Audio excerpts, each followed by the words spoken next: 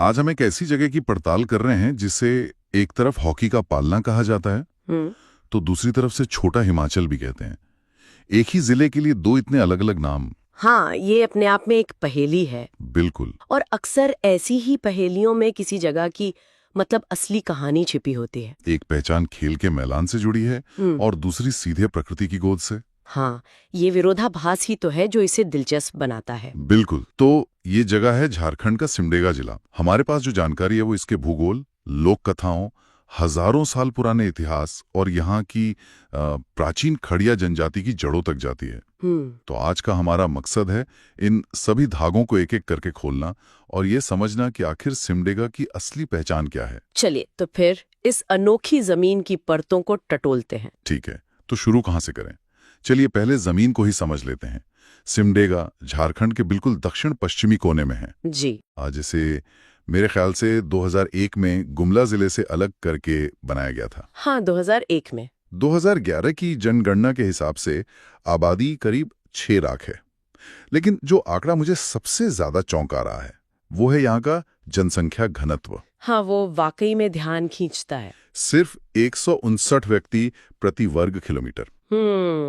आज के भारत में ये आंकड़ा मतलब लगभग अनसुना सा लगता है, जहाँ कई शहरों में ये हजारों में है। सही बात है। इसका मतलब है कि वहाँ का लैंडस्केप, वहाँ की जिंदगी की रफ्तार शायद हमसे बहुत अलग होगी।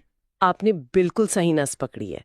ये सिर्फ जमीन और लोगों का अनुपात नहीं है। अच्छा। ये इस बात का सबूत है कि वहाँ समाज और प्रकृति के बीच का रिश्ता कितना नजदीकी और यूं कहिए कितना गहरा है।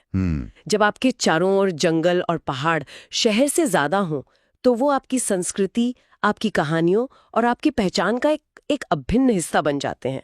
सिमडेगा में यही साफ साफ दिखता है। सही। और एक और आंकड़ा है जो इसी तरफ इशारा करता है। वहाँ का लिंगानुपात 997, जो राष्ट्रीय औसत से काफी बेहतर है। ओह, ये भी एक स्वस्थ सामाजिक ताने बाने का संकेत है। बिल्कुल। ये तो हुई प्रकृति से जुड़े समाज की बात। लेकिन फिर वो दूसरी पहचान कैसे आई? हॉकी का पालना। हाँ, हॉकी का पालना। ये कैसे हुआ कि इतना कम आबादी वाला, जंगलों से घिरा एक जिला देश को सलीमा टेटे और संगीता कुमारी जैसे अंतर्राष्ट्रीय खिलाड़ी देने लगा? ये दोनों बातें तो आपस में जुड़ती नहीं दिखती। पहली नजर में नहीं जुड़ती, लेकिन इसकी जड़ें भी वहीं की संस्कृति और भूगोल में ही है। अच्छा। आदिवासी समुदायों में मतलब शारीरिक मेहनत और सहन शक्ति स्वाभाविक रूप से जीवन का हिस्सा होती है। हॉकी के लिए जो फुर्ती, स्टैमिना और मजबूती चाहिए वो उन्हें विरासत में मिलती है। तो ये पहले से वहां था? हाँ, शुरुआत में ये सिर्फ एक खेल था जिसे बच्चे जंगल से काटी हुई टहनियों और केंदू के फल से खेलते थे। अच्छा। तो ये जमीनी स्तर पर पहले से मौजूद था। हाँ बिल्कुल, बाद में ईसाई मिशनरियों ने इस प्रतिभा को पहचाना और इसे एक संगठित रूप दिया, स्कूलों में इसे बढ़ावा दिया। फिर धीरे धीरे ये खेल एक जुनून बन गया और आज ये सिर्फ एक खेल नहीं है, बल्कि सिमडेगा के युवाओं के लिए सामाजिक और आर्थिक रूप से आगे बढ़ने, दुनिया में अपनी पहचान बनाने का एक बहुत बड़ा जरिया है। ये उनकी आकांक्षाओं का प्रतीक है। वाह, मतलब हॉकी की जड़ें भी सिमडेगा की मिट्टी से ही निकली हैं। चलिए तो अब हॉकी के मैदान से निकलकर उन पहाड़ियों की तरफ चलते हैं जहां से इसे छोटा हिमाचल का नाम मिला है। मैं बात कर रहा हूं भंवर पहाड़ की। एक ऐसी जगह जहां प्रकृति किसी जादूगर की तरह लगती है। जादूगर से कम नहीं। जरा सोचिए, पहाड़ की चोटी पर पत्थरों के बीच एक प्राकृतिक तालाब है जो कभी नहीं सूखता। कभी नहीं। चाहे मई की भीषण गर्मी हो या सूखा पड़ जाए, वो तालाब हमेशा पानी से लबालब भरा रहता है। ये कैसे मुमकिन है? ये एक भूवैज्ञानिक रहस्य है। शायद जमीन के नीचे पानी का कोई स्रोत है जो इसे लगातार भरता रहता है, लेकिन स्थानीय लोगों के लिए ये किसी चमत्कार से कम नहीं है। बिल्कुल। और सिर्फ ये तालाब ही नहीं, वहाँ की गुफाएं भी किसी अजूबे से कम नहीं है। मैंने पढ़ा है कि वो प्राकृतिक रूप से एयर कंडीशनड है। सोचकर ही अजीब लगता है कि एक तरफ हम एयर कंडीशनर के बिना गर्मी की कल्पना नहीं कर सकते और वहाँ प्रकृति ने पूरी की पूरी गुफाओं को ही एसी बना रखा है। एकदम। बाहर तापमान 45 डिग्री हो, लेकिन गुफा के अंदर आपको ठंडक महसूस होगी। कमाल है। ये गुफाएं अपने आप में एक पूरा इकोसिस्टम है, जहां गुलेली के फूल और कई दुर्लभ जड़ी बूटियां भी मिलती हैं। लेकिन इस जगह की असली कहानी इसके नाम में छिपी है। भंवर पहाड़। हाँ। इसका नाम भंवर पहाड़ क्यों पड़ा? क्या वहाँ कोई भंवर या व्हर्लपूल है? नहीं नहीं, इसका रिश्ता पानी के भंवर से नहीं बल्कि हवा में उड़ने वाले भौरों से है। अच्छा, भौरों से? जी हाँ, यहाँ काली मधुमक्खियों यानी भौरों की बहुत बड़ी आबादी रहती है। उन्हीं के नाम पर इसे भंवर पहाड़ कहा जाता है। ओह, और इन भौरों से जुड़ी एक बहुत ही दिलचस्प लोक कथा भी है। बताइए, सुनने में मजा आएगा। जनश्रुति के अनुसार प्राचीन काल में जब बाहरी दुश्मनों ने इस इलाके पर हमला किया तो इन्हीं भौरों ने एक सेना की तरह स्थानीय निवासियों की रक्षा की थी। सच में? हाँ, उन्होंने हमलावरों पर एक साथ धावा बोल दिया और उन्हें भागने पर मजबूर कर दिया। कमाल है। तो इसका मतलब प्रकृति यहाँ सिर्फ एक संसाधन नहीं बल्कि एक किरदार है, एक रक्षक है। ये कहानी तो प्रकृति और इंसान के रिश्ते को एक बिल्कुल नई रोशनी में दिखाती है। और यही सोच का फर्क है। हम अक्सर प्रकृति को एक रिसोर्स की तरह देखते हैं जिसे इस्तेमाल करना है। हाँ, जबकि इस कहानी में प्रकृति एक कैरेक्टर है, एक सक्रिय भागीदार, एक सहयोगी। ये सिर्फ एक लोक कथा नहीं बल्कि एक गहरा पारिस्थितिक दर्शन है जो वहाँ के लोगों की सोच में रचा बसा है। ये प्रकृति और लोक कथा का संगम तो अद्भुत है। लेकिन क्या इस जमीन पर सिर्फ कहानियां ही हैं या इतिहास ने भी अपने निशान छोड़े हैं? निशान छोड़े हैं और इतने गहरे कि आप हैरान रह जाएंगे। अच्छा। यहाँ इतिहास और पौराणिक कथाएं एक दूसरे में इस तरह गुथी हुई हैं कि उन्हें अलग करना मुश्किल हो जाता है। इसका सबसे बड़ा उदाहरण है राम रेखा धाम। हाँ, इसके बारे में हमारे स्रोतों में काफी जिक्र है। ये सिमडेगा से कोई 26 किलोमीटर दूर है और इसकी मान्यता सीधे रामायण काल से जुड़ती है। जी, मान्यता ये है कि भगवान राम, माता सीता और लक्ष्मण ने अपने 14 साल के वनवास के दौरान कुछ समय यहाँ बिताया था। और ये सिर्फ एक कोरी आस्था नहीं है, वहाँ आज भी कुछ ऐसे चिन्ह मौजूद हैं जो इस विश्वास को मजबूत करते हैं। जैसे एक अग्निकुंड है, पत्थर पर पैरों के निशान हैं जिन्हें चरण पादुका कहते हैं, एक सीता चूल्हा है और एक गुफा की छत पर धनुष से खींची गई लकीरों जैसी आकृतियां जिन्हें राम रेखा कहा जाता है। हर साल कार्तिक पूर्णिमा पर यहाँ बहुत बड़ा मेला लगता है। तो एक तरफ हमें पौराणिक काल के इतने जीवंत निशान मिलते हैं, लेकिन इतिहास की किताबों में सिमडेगा का जिक्र कहाँ से शुरू होता है? यहीं पर यह जगह और भी आकर्षक हो जाती है। राम रेखा धाम जहां हमें पौराणिक काल में ले जाता है, वहीं पास का खेतुंगा धाम हमें एक छलांग में सीधे मौर्य काल में पहुंचा देता है। मौर्य काल मतलब सम्राट अशोक के समय में? जी हाँ, केतुंगा धाम में पुरातात्विक खुदाई में सम्राट अशोक के काल की बुद्ध की मूर्तियां मिली हैं। बुद्ध की मूर्तियां? हाँ, ये इस बात का सबूत है कि ये क्षेत्र 2500 साल पहले भी कितना महत्वपूर्ण रहा होगा। शायद बौद्ध धर्म के प्रचार का एक केंद्र भी रहा हो। ये तो अविश्वसनीय है। एक ही जिले में रामायण भी है और बुद्ध भी। और कहानी यहीं नहीं रुकती। इतिहास की पड़ते एक के ऊपर एक जमी हुई हैं। यहाँ मध्यकाल में उड़ीसा के गजपति वंश के शासन के भी प्रमाण मिले हैं। अच्छा। फिर मुगल काल में छोटा नागपुर के राजा दुर्जन साल का भी यहाँ प्रभाव रहा, जिन्हें जहांगीर ने ग्वालियर के किले में कैद किया था। और फिर आता है ब्रिटिश काल, जिसमें ये धरती महान स्वतंत्रता सेनानी बिरसा मुंडा के आंदोलन का भी हिस्सा रही होगी। बिल्कुल। और सिर्फ बिरसा मुंडा ही नहीं, यहाँ गंगा बिशुन रोहिल्ला जैसे कई गुमनाम स्वतंत्रता सेनानी भी हुए। तो आप देखिए, सिमडेगा का इतिहास किसी एक किताब जैसा नहीं बल्कि एक पूरी लाइब्रेरी जैसा है। सही कहा। जहाँ हर शेल्फ पर एक अलग दौर की कहानी रखी है। और इन सब के बीच केलाघाग बांध जैसा एक आधुनिक पर्यटन स्थल भी है।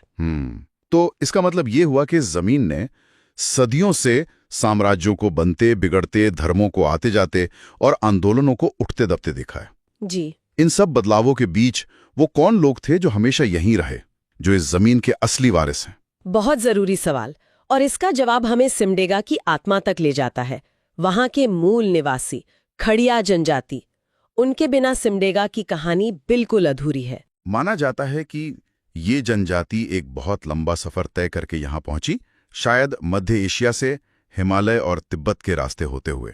हाँ, और समय के साथ अपनी जीवन शैली और विकास के आधार पर वे मुख्य रूप से 3 शाखाओं में बंट गए। 3 शाखाएं? जी। पहली पहाड़ी खड़िया, जो आज भी सबसे आदिम जीवन जीते हैं और पूरी तरह जंगल पर निर्भर हैं, कंदमूल, फल और शिकार। अच्छा। दूसरी ढेलकी खड़िया, जिन्होंने धीरे धीरे खेती को अपनाया और एक स्थिर जीवन की ओर बढ़े।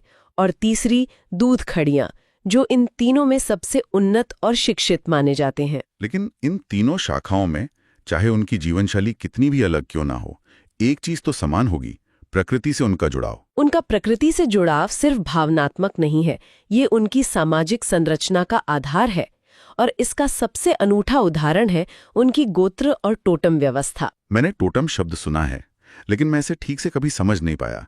ये खड़िया लोगों के लिए कैसे काम करता है? देखिए, हर गोत्र का एक प्रतीक चिन्ह होता है जिसे टोटम कहते हैं। ये टोटम कोई भी हो सकता है, कोई जानवर, पक्षी, पेड़ या कोई प्राकृतिक चीज। जैसे डुंगडुंग गोत्र का टोटम है मछली, किरो गोत्र का टोटम है बाघ, किरकिट्टा गोत्र का टोटम एक पक्षी है और बाघ गोत्र का धान। ठीक है, तो हर गोत्र का एक प्राकृतिक प्रतीक है, पर इसका असल जिंदगी में क्या मतलब है? इसका मतलब बहुत गहरा है। टोटमवाद का सबसे पवित्र नियम यह है कि आप अपने टोटम को मार नहीं सकते, खा नहीं सकते या उसे किसी भी तरह का नुकसान नहीं पहुंचा सकते। किरो गोत्र का व्यक्ति कभी बाघ का शिकार नहीं करेगा क्योंकि बाघ उसका पूर्वज या भाई समान है। डुंगडुंग गोत्र का व्यक्ति मछली को नुकसान नहीं पहुंचाएगा। तो इसका मतलब ये हुआ कि इस संरक्षण का ये मॉडल किसी कानून या सरकारी आदेश से नहीं आया, बल्कि ये उनकी आध्यात्मिकता और सामाजिक ताने बाने का ही एक हिस्सा है। एकदम। मैंने कभी इस तरह से नहीं सोचा था। यह प्रकृति संरक्षण का एक प्राचीन और बेहद प्रभावी स्वदेशी तरीका है, जहां हर समुदाय अनजाने में ही किसी न किसी प्रजाति का संरक्षक बन जाता है।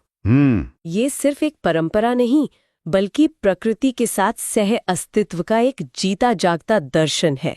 लेकिन एक सवाल मन में आता है, क्या आज की युवा पीढ़ी भी इन नियमों को उतनी ही शिद्दत से मानती है, या फिर आधुनिकता के दबाव में ये परंपराएं कमजोर पड़ रही हैं? ये एक बहुत जरूरी सवाल है।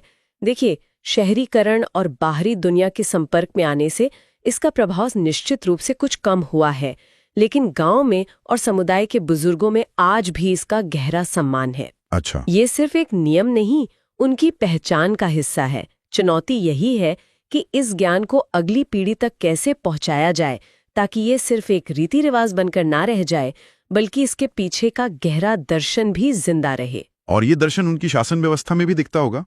मैंने ढोकलो सिस्टम के बारे में पढ़ा है। हाँ, ढोकलो का मतलब ही होता है बैठक। ये उनकी अपनी स्वशासन की प्रणाली है। गांव के सारे विवाद, चाहे वो जमीन के हों या पारिवारिक, सामुदायिक बैठकों में ही सुलझाए जाते हैं।